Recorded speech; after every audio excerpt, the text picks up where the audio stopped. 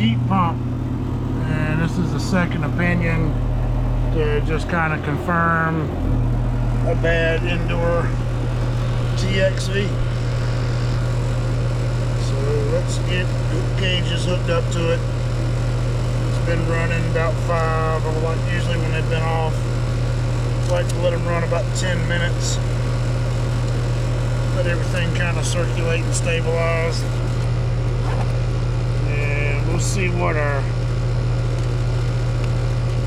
pressures are telling us.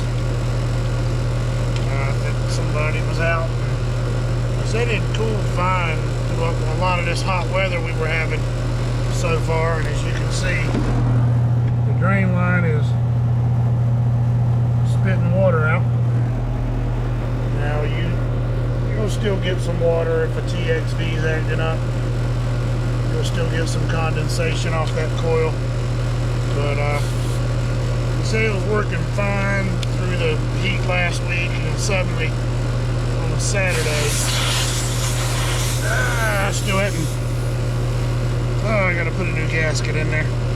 Still hadn't done that yet. But anyway, Saturday he had it set on 73, and it wouldn't get below, I think he said it was hanging around 76 degrees, 77 degrees, and it was 94 degrees on Saturday.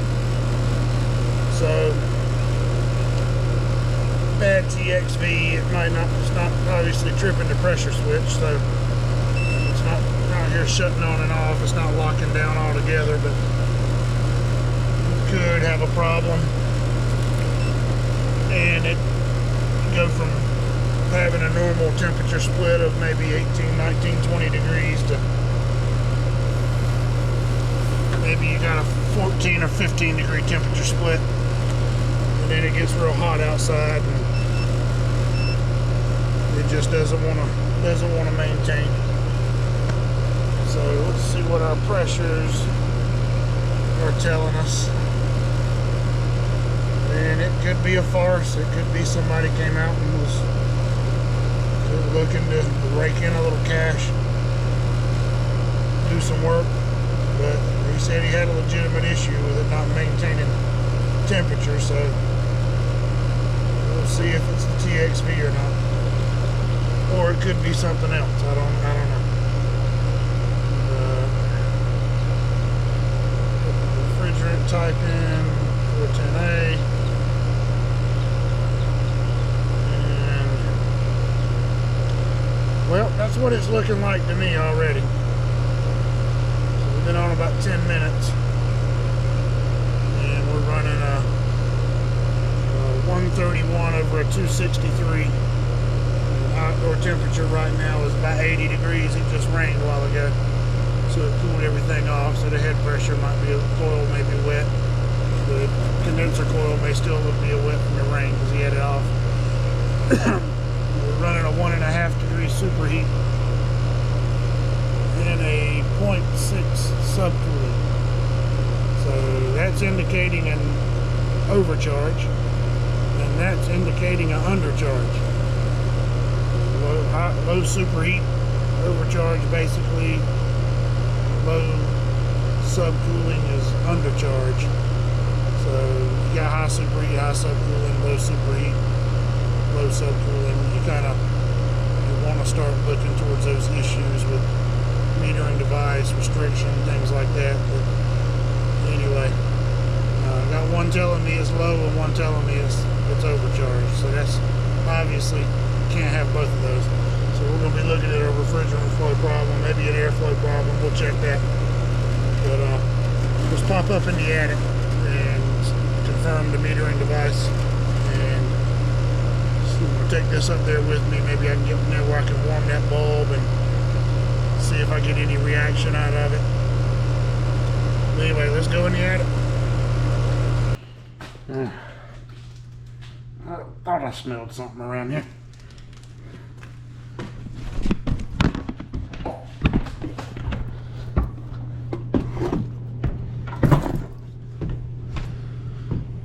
There it is.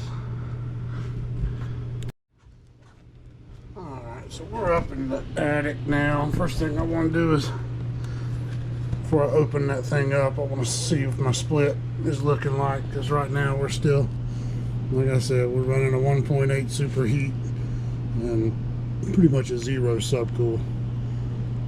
So I'm pretty positive we've got a bad TXV. There's not a whole lot to diagnose in one of those, but we'll see. And we got 54 degrees there, and we'll see what our return is, see what our split is, and it may be somewhat close. It's not a load on it right now, but if that TXV is not responding to, once it gets up into the 90s and that load inside increases, if that bulb's not, if it's lost its charge or it's not working right, that TXV is not functioning, it's not opening that thing up, giving you any more refrigerant, and you're going to have a problem keeping the house cool when it's 95, 96 degrees outside, and especially if you're setting it on 72, 73 degrees. So we're looking at a 70 degree return, and we got a 54 degree supply, so we're looking at a 16 degree split on this, which is not good. So let's get the door off here and see what we're looking at. So I've had to think a minute. We are working on a York.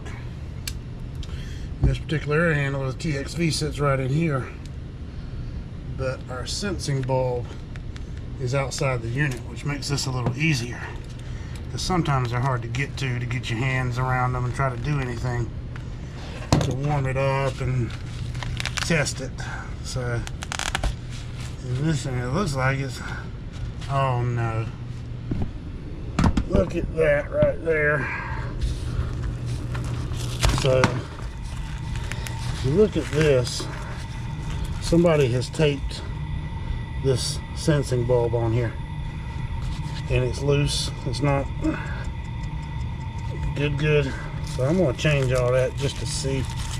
I'm going to squeeze on it and warm it up and see what happens. But it's supposed to have a metal clip. It's supposed to use a metal clip so that sensing bulb has a good metal connection. No zip ties, no tape, especially duct tape. What in the world? Installers, man. This is new construction. I mean, it's not that old. It's, this unit's probably 6 years old, maybe 5. So they probably did that on install day. Gotta love it. So I gotta see if I can get some metal strap or something I can make a clip. I don't have any. My box is at home, but it's got those train clips, those metal clips that Train uses for their bulbs. I keep some of those, but they're in another tool bag, and I don't keep that one with me all the time. But that might be a problem. But let's see what happens when I put my hand around it and warm it up. And it may very well be a bad TXV still. So let me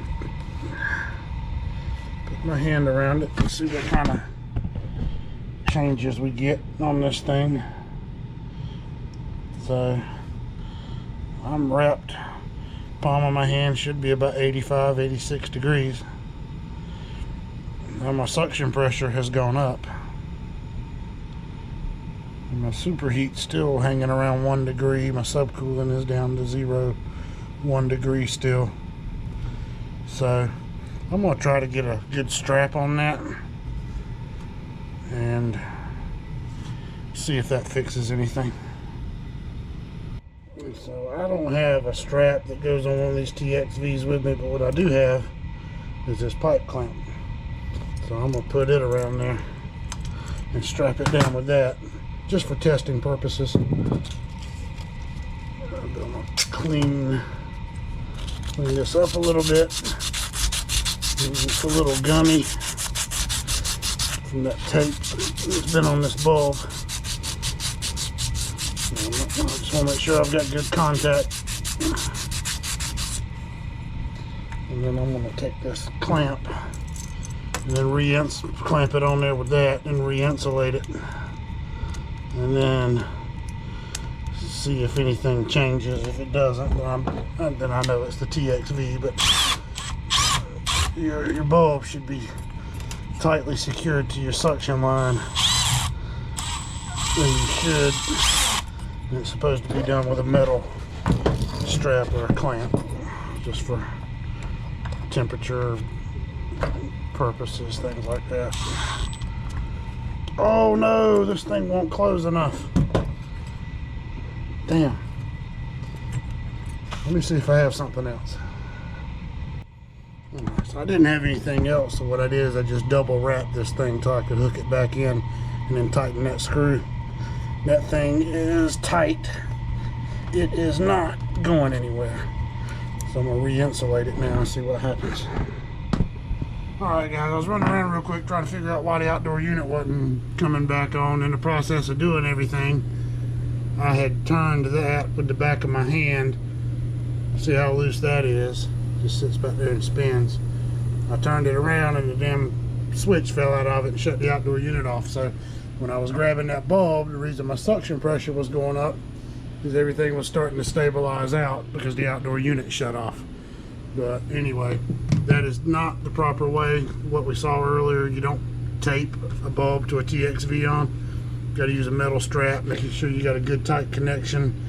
And this is a York, and it's an externally mounted TXV, because as soon as you get in here, it's all aluminum. There's not much place to put one, I guess. I don't know. We're not a York. We're not a piece of that dealer. So anyway, so I do have it properly secured and insulated now. We're still running 1 degree, 1.5 degree superheat and a 0 subcooling. So that TXV is definitely a problem. We're going to need to replace that.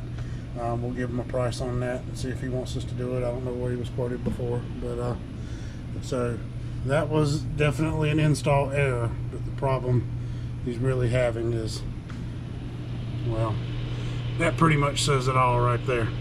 So anyway guys, bad TXV. You got low superheat and low subcooling. You got one telling you you're overcharged, one telling you basically you're undercharged. Suction pressure is a little high for the temperature in the house. Head pressure is a little low. So that thing's just not working. Anyway guys, that's an easy one. Appreciate you watching. Like, subscribe, and we'll see you on the next one.